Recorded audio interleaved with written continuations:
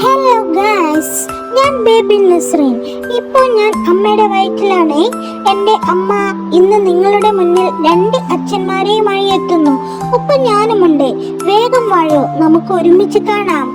ആരായിരിക്കും എൻ്റെ യഥാർത്ഥ അച്ഛൻ? എനിക്ക് വേണ്ടി ഈ കുഞ്ഞു ചാനൽ സബ്സ്ക്രൈബ് കൂടെ ചെയ്യണേ പ്ലീസ്. എനിക്ക് വേണ്ടി ലൈക്ക് ചെയ്ത് കമന്റ് ചെയ്ത് സപ്പോർട്ട് ചെയ്യണേ. നസ്രിൻ നിർത്തു. റാഷിദിന്റെ ശബ്ദം രാത്രിയെ ചീന്തി. നസ്രിന്റെ കൈ കാറിന്റെ ഡോറിൽ തന്നെ നിർത്തി. ഹൃദയം വേഗത്തിലിടിച്ചു. ഒരു വശത്ത് ആദിൽ, വേഗം കയറൂ, അവൻ പറഞ്ഞു. മറ്റൊരു വശത്ത് റാഷിദ് മഴയിൽ നനഞ്ഞു. അവളുടെ അടുക്കൽ ഓടിയെത്തുന്നു. നീ എവിടേക്കാ പോകുന്നത്? റാഷിദ് ചോദിച്ചു. നസ്രിൻ ഒന്നും പറഞ്ഞില്ല. അവളുടെ കണ്ണുകൾ ഇരുവരെയും മാറി മാറി നോക്കി. ഇവനോടൊപ്പമോ? റാഷിദ് ചോദിച്ചു. ആദിൽ മുന്നോട്ട് വന്നു. അതെ, അവൾ എൻ്റെ കൂടെയാകും പോകുക.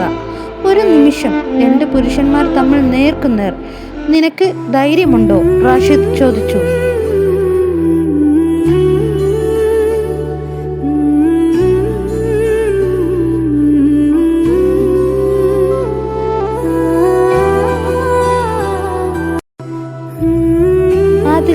ആദിൽ ചിരിച്ചു. എനിക്ക് നഷ്ടപ്പെടാനൊന്നുമില്ല.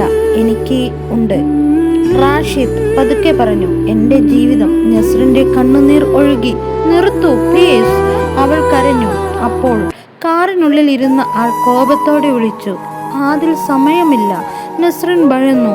ഇവൻ ആരാ? ആദിൽ അവളെ നോക്കി. നിനക്ക് ഇപ്പോൾ അറിയേണ്ടതില്ല. ഇല്ല, അവൾ ഉറച്ചു പറഞ്ഞു. ഇനി ഞാൻ ഒന്നും മറച്ചു കേൾക്കില്ല. നിശബ്ദം. ആദിൽ ദീർഘശ്വാസം വിട്ടു. ശരി, അവൻ പതുക്കെ പറഞ്ഞു. നസ്രിൻ, ഞാൻ പോയത് നിന്നെ വിട്ടല്ല. പിന്നെ? അവൻ്റെ കണ്ണുകൾ ഗൗരവമായി. ഞാൻ ഒരു പ്രശ്നത്തിൽ കുടുങ്ങി. എന്തു പ്രശ്നം? അവൻ ചുറ്റും നോക്കി. എനിക്ക് ചില ആളുകൾ പിന്തുടരുന്നു. നസ്രിൻ്റെ ശരീരം വിറച്ചു. എന്തിനാ? ഞാൻ കണ്ടത് കേട്ടത് അവർക്കിഷ്ടമായില്ല. റാഷിദ് ഇടയിൽ പറഞ്ഞു. ഇതെല്ലാം കള്ളം. നിനക്ക് അവളെ വീണ്ടും ഉപയോഗിക്കാനാണ്. ആദിൽ പെട്ടെന്ന് കോപിച്ചു. ഞാൻ അവളെ ഒരിക്കലും വഞ്ചിച്ചിട്ടില്ല. പക്ഷേ നീ പോയി. നസ്രിൻ കരഞ്ഞു. ആ വാക്ക് ആദിലിനെ നിശബ്ദമാക്കി. ഞാൻ തിരിച്ചു വരാൻ കഴിഞ്ഞില്ല. അവൻ മൃദുവായി പറഞ്ഞു. ഇപ്പോൾ വന്നത് എന്തിന്? കാരണം? അവൻ അവളുടെ വയറിലേക്ക് നോക്കി. നമ്മുടെ കുഞ്ഞ്. റാഷിദ് ചിരിച്ചു. ഇവനോട് വിശ്വസിക്കണ്ട നസ്രിൻ. അവൻ അവളുടെ അടുത്തേക്ക് വന്നു. നീ എന്നെ വിട്ടു പോകണ്ട. അവൻ്റെ കണ്ണുകളിൽ സ്നേഹം. ആദിൽ കൈനീട്ടി. നിനക്ക് സത്യം അറിയണമെങ്കിൽ എന്നോടൊപ്പം വരണം. വീണ്ടും ഒരു തീരുമാനം. അവളുടെ കണ്ണുകൾ അടച്ചു. ഒരു നിമിഷം അവൾ കണ്ണുകൾ തുറന്നു. അവൾ മുന്നോട്ട് നടന്നു, കാറിലേക്ക്. റാഷിദിന്റെ ഹൃദയം തകർന്നു. നസ്രിൻ, അവൻ പതുക്കെ പറഞ്ഞു. പക്ഷേ അവൾ കാറിൽ കയറി. കാർ വേഗത്തിൽ പോയി. റാഷിദ് ഒറ്റയായി. അവൻ ഫോൺ എടുത്തു. ഒരു നമ്പർ ഡയൽ ചെയ്തു. ഹലോ.